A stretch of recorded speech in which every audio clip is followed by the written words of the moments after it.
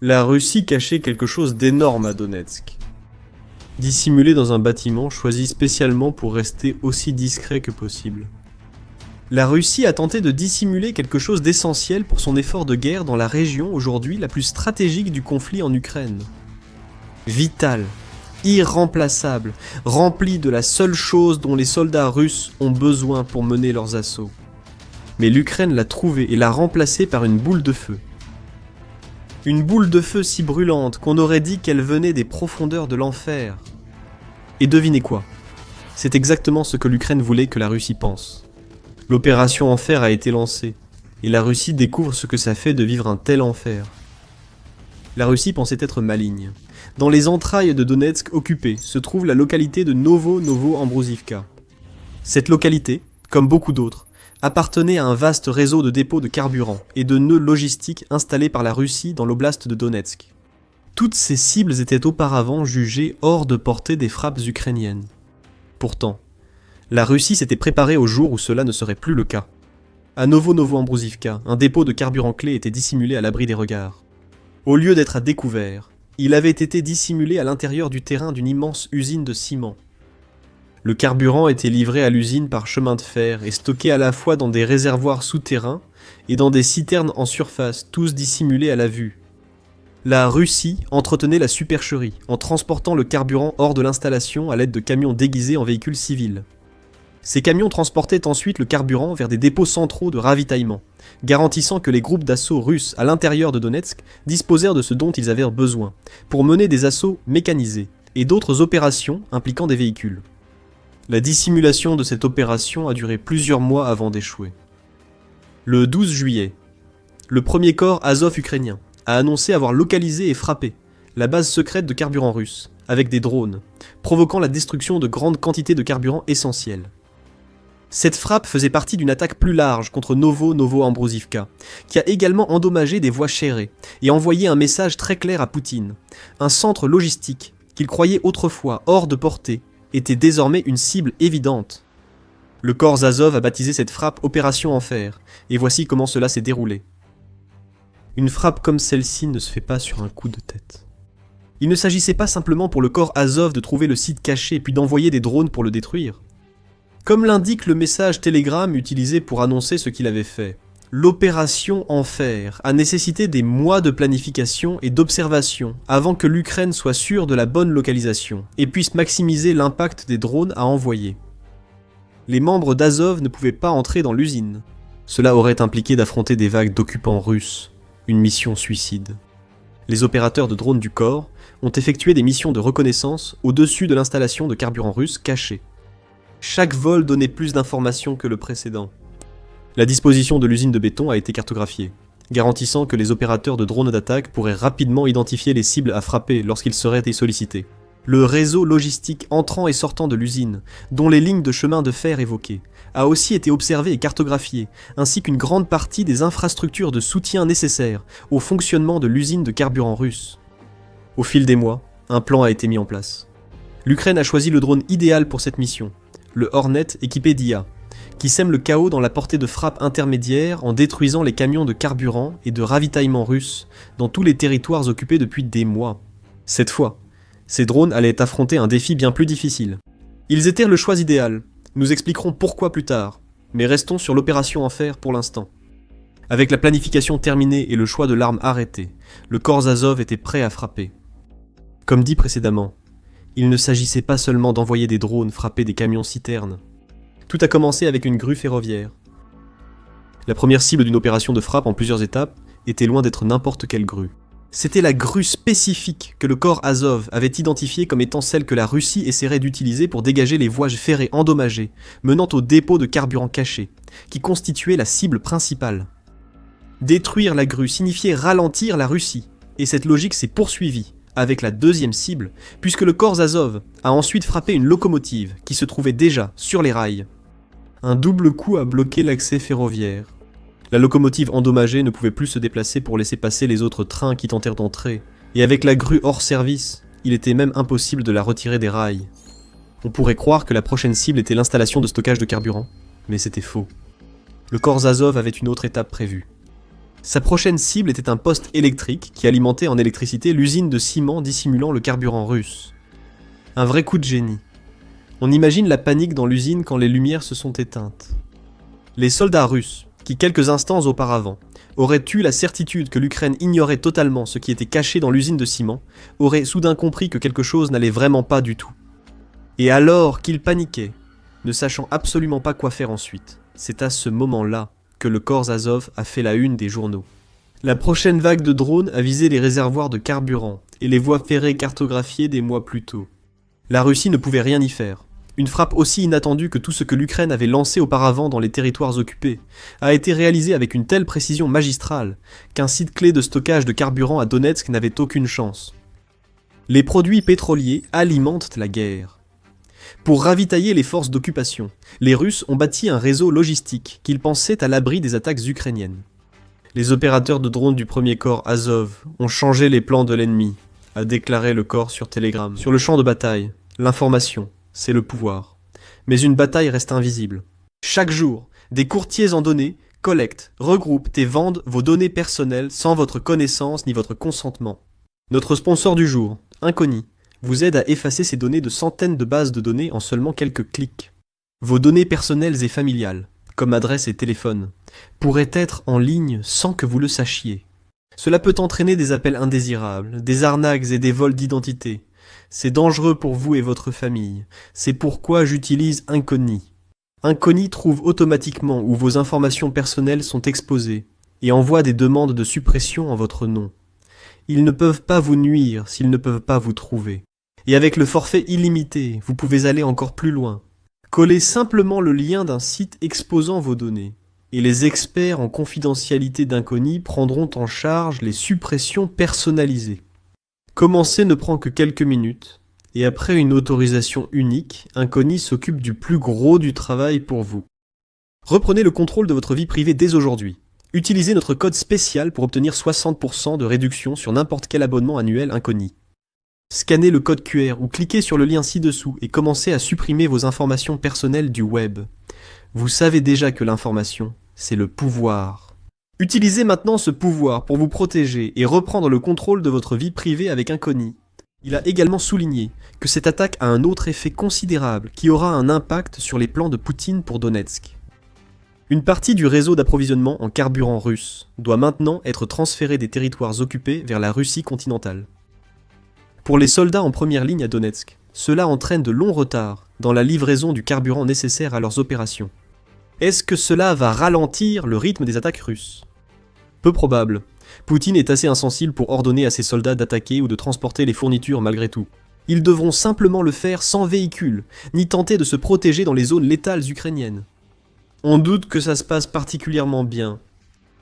En détruisant le dépôt de carburant russe caché, l'Ukraine a aussi condamné plus de pantins de Poutine, comme elle le voulait.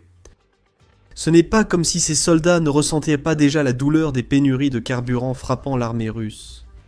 Début juillet, le ministre ukrainien de la Défense, Mikhailo Fedorov, a révélé que la campagne de destruction logistique de l'Ukraine avait déjà obligé certains soldats russes à parcourir jusqu'à 30 km à pied, simplement pour atteindre les positions de première ligne. Sur 30 km, les drones de reconnaissance ukrainiens surveillent en permanence, tandis que les opérateurs de frappe attendent l'ordre d'attaquer tout ce qui bouge. Nous constatons des problèmes logistiques et d'infrastructures critiques chez les Russes, ce qui affecte aussi la capacité de combat des troupes. Nous voyons que la mobilité des forces russes a été perturbée. Nous constatons que la logistique continue de souffrir chaque jour, a déclaré Fedorov. On voit clairement la souffrance. Désormais, les soldats russes du Sud ne seront plus les seuls à devoir parcourir des dizaines de kilomètres à pied. À Donetsk, les troupes dont Poutine a besoin pour prendre le seul territoire qui lui permettrait de revendiquer une quelconque victoire sur l'Ukraine viennent d'être privées de carburant. Ils devront marcher, beaucoup allant vers leur mort inévitable. Outre la planification, l'Ukraine a utilisé un drone pour mener la série de frappes à Novo-Novombrosivka. Nous vous avions déjà dit que le Hornet était parfait pour cette mission. Voilà pourquoi. Le Hornet peut atteindre des cibles jusqu'à 150 km de profondeur, ce qui explique son efficacité dans la campagne de blocage logistique en Ukraine. Il peut parcourir bien au-delà du front pour atteindre directement des cibles mobiles comme des camions-citernes. Honnêtement, ses capacités n'ont même pas été mises à l'épreuve à Novo-Ambrosivka. Le dépôt de carburant frappé par l'Ukraine n'était pas mobile, et était bien dans la portée du Hornet. La Pravda rapporte que l'installation secrète frappée par le corps Azov se trouvait à seulement 16 km de la frontière russe. Les drones Hornet ukrainiens pouvaient faire plusieurs tours et garder assez d'autonomie pour leur frappe. Le Hornet n'est certes pas le drone le plus puissant au monde. Il transporte une ogive de 4,5 kg, mais cela suffisait pour les camions-citernes russes. Ces cibles sont vulnérables, et une ou deux explosions suffisent à enflammer beaucoup de carburant. Le drone Hornet se distingue surtout par son IA, intégrant des algorithmes de guidage avancés qui lui permettent de parcourir la distance requise sans craindre les brouilleurs. L'algorithme permet aussi au drone Hornet d'automatiser détection et suivi des cibles. Le corps Azov n'avait qu'à programmer les cibles dans le drone et laisser l'algorithme agir. C'est la guerre automatisée dans ce qu'elle a de plus dévastateur. Chaque soldat russe comptant sur le dépôt secret de carburant de Donetsk a ressenti la piqûre du Hornet. Alors que l'usine de ciment que la Russie croyait avoir utilisée pour cacher son carburant brûlait, l'Ukraine avait d'autres fers au feu. Détruire l'usine de Donetsk, cela signifiait qu'il n'y avait plus de carburant dans les territoires occupés. L'Ukraine a mené une autre attaque à plus de 800 km, aggravant les problèmes de carburant de la Russie. Mais avant d'entrer dans le vif du sujet, voici The Military Show. Si vous n'êtes pas encore abonné à la chaîne, prenez un instant pour cliquer sur le bouton et activer la cloche de notification afin de voir plus de nos vidéos quotidiennes. Le même jour où le corps Azov a révélé avoir dévoilé l'un des plus grands secrets de la Russie grâce au drone Hornet, une autre nouvelle est tombée. À environ 800 km de l'Ukraine, des drones ont frappé à plusieurs reprises la raffinerie de pétrole de Syzran, dans l'oblast de Samara. Cette raffinerie a déjà été prise pour cible auparavant. Comme il se doit, elle est capable de raffiner environ 8,9 millions de tonnes de pétrole brut en carburant et autres produits pétroliers chaque année.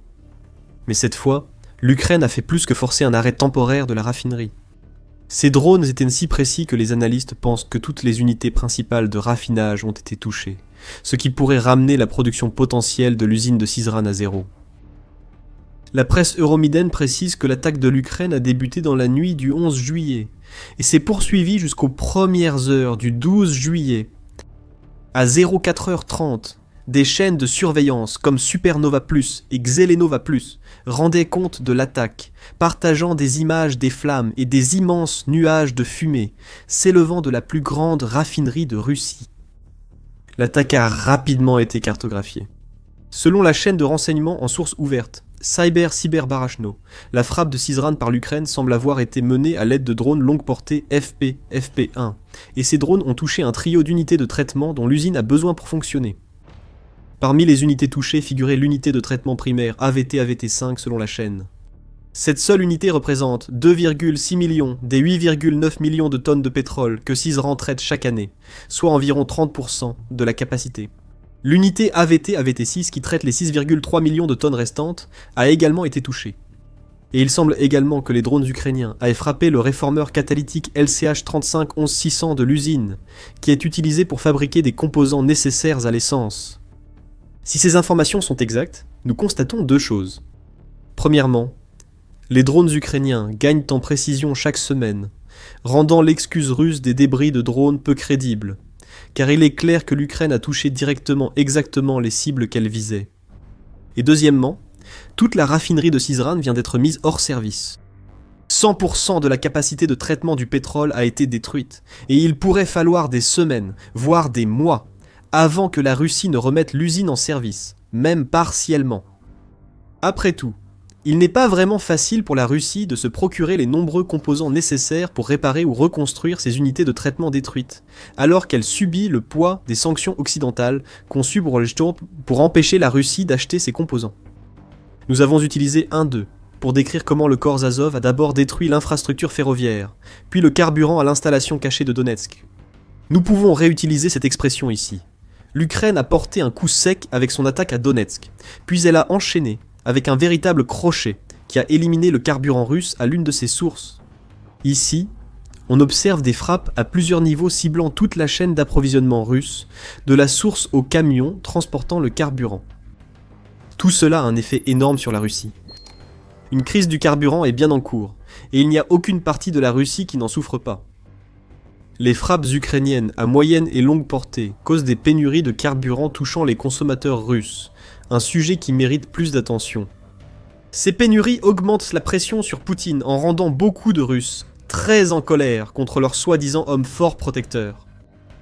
Les files d'attente dans les stations-service en Russie s'étendent sur des kilomètres. Après des heures d'attente, beaucoup découvrent que les pompes sont vides et doivent aller dans une autre station pour refaire la queue depuis le début. Certains Russes opportunistes vont même jusqu'à réserver des places dans la file et à les vendre jusqu'à 460 $ aux personnes désespérées qui ont besoin de carburant. L'ambiance se détériore en Russie à cause de toutes ces pénuries, a rapporté Alexander Titov du journal The Independent le 10 juillet. Je me rends en Russie chaque année depuis 2022, et il y a eu un changement évident d'ambiance. En 2022, il fallait surtout survivre et s'adapter aux sanctions et à la guerre. Durant les 2 années suivantes, la situation s'est stabilisée, et l'optimisme quant à la capacité de l'économie à s'adapter s'est accru. Cependant, dès 2026, on parlait déjà de récession économique, même avant que les pénuries de carburant actuelles ne frappent, écrit Tietov. Cela fait partie de la stratégie de pression de l'Ukraine contre Poutine. Avec la frappe à Donetsk, on constate que l'Ukraine accentue sa campagne pour provoquer une crise du carburant en Russie. Ce n'est plus seulement la personne lambda qui fait la queue à la station-service qui le ressent. Les soldats en première ligne se voient privés du carburant vital pour leurs assauts. L'idée est simple, priver l'armée de carburant et vous paralyser la machine de guerre russe. L'Ukraine a intensifié sa campagne contre le carburant. Elle frappe désormais les pétroliers dans la mer d'Azov pour empêcher l'essence et le diesel d'atteindre la Crimée et les territoires occupés sur le continent. L'Ukraine a mené une frappe bien planifiée contre un dépôt de carburant caché à Donetsk.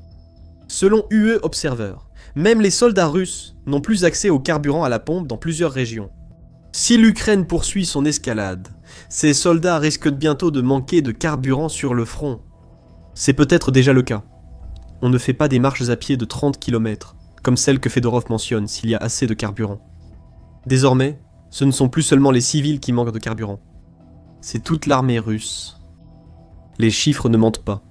Les soldats russes sont éliminés plus rapidement qu'à n'importe quel autre moment, en 2026 à cause de ces problèmes de carburant. Au cours des 24 heures précédant le 13 juillet, la Russie a perdu environ 1600 soldats, rapporte la Pravda. Nous nous demandons combien de soldats ont été forcés de marcher au front au lieu de conduire pour finir face à un drone ukrainien. En juin, la Russie a perdu près de 40 000 soldats, alors que sa logistique s'effondrait et que ses troupes devenaient plus vulnérables que jamais. Voici les conséquences de la crise du carburant provoquée par l'Ukraine. Petit à petit, toute la machine de guerre de Poutine s'effondre. Et puis il y a Donetsk. Poutine veut que Donetsk tombe le plus rapidement possible. Il le dit depuis des années, depuis que la Russie a commencé sa campagne d'agression contre l'Ukraine en 2014. Le président ukrainien Volodymyr Zelensky affirme que Poutine a fixé 15 échéances pour la chute de Donetsk et de la région du Donbass au sens large, dont la grande majorité sont déjà passées sans aucun résultat. La dernière de ces échéances fixées par le Kremlin est le 31 décembre. Cela fait suite aux précédentes échéances de 2026 le 31 mars, et bien celle-là n'a pas abouti, et le 1er septembre que Poutine semble avoir abandonné bien avant même que nous y arrivions. Les échéances n'ont aucune importance. Al Jazeera affirme qu'au rythme actuel de progression de la Russie, il lui faudra encore 5150 jours, soit environ 14 ans, pour prendre le reste de Donetsk. Il y a de fortes chances que Poutine soit mort d'ici là. Du carburant en feu dans un dépôt caché à moins de 20 km du front ne va pas arranger les choses pour la Russie. Cela implique un nouveau ralentissement, davantage de soldats forcés d'avancer à pied sous le feu, et surtout, la destruction du fantasme de Poutine sur Donetsk. La Russie ne va pas prendre Donetsk, du moins pas de sitôt. Et pendant que Poutine essaie de comprendre ce qui va se passer ensuite, le corps Azov poursuit sa progression. Il est probable qu'il y ait déjà d'autres drones de reconnaissance dans le ciel, cherchant la prochaine cible que la Russie a tenté de cacher, et que l'Ukraine n'est pas censée pouvoir frapper. Nous avons mentionné les files d'attente massives dans les stations-service en Russie, mais ce dont nous ne vous avons pas parlé, ce sont les bagarres, les armes à feu, les couteaux, la police, et il n'y a pas de façon élégante de le dire, la merde. Le chaos et la violence règnent en ce moment dans les files d'attente aux stations-service, et vous pouvez tout découvrir dans notre vidéo. Si vous avez aimé cette vidéo, abonnez-vous à The Military Show pour recevoir chaque jour les derniers échecs de la Russie dans l'invasion de l'Ukraine. Merci encore de nous avoir regardés.